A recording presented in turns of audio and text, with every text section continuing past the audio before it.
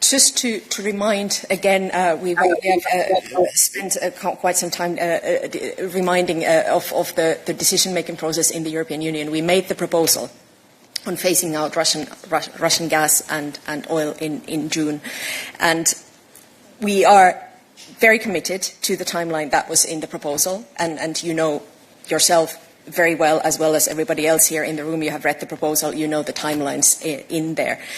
We have understanding of the co-legislators. They have the same willingness to move fast on this fundamental decision. But again, now the proposal is with the co-legislators. And just to add that what Paula also said already in the beginning, this is not the first step of phasing out Russian energy from European Union.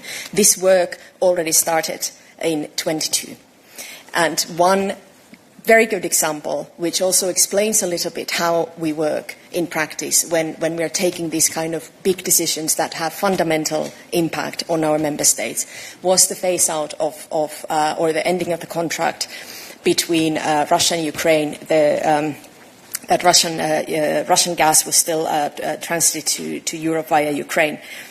It was a very well managed process which resulted in no price spikes, in no security of supply issues to member states that were concerned. So the timeline that we have proposed in the Repower legislation to phase out gas and oil is based, it follows a very thorough assessment on how we can reach these objectives without upsetting the markets, and to ensure a very orderly phase out without unnecessary consequences, negative consequences to our member states.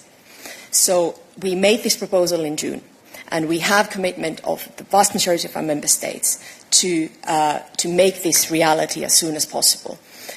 But it is not to be seen as isolation to the policy that we have already been doing for several years successfully. So to answer your question, are we doing something differently? We have made a commitment, and as Paula was saying, we are very happy to see that we're aligning with the United States on this. It is very, very important. It's fundamental to phase out Russian energy from the European market for our energy security, for our energy independence, and for the affordability of energy for Europeans. Do you see, since this Trump's letter, a shift from the Hungarian and Slovakian position? Or the negotiation?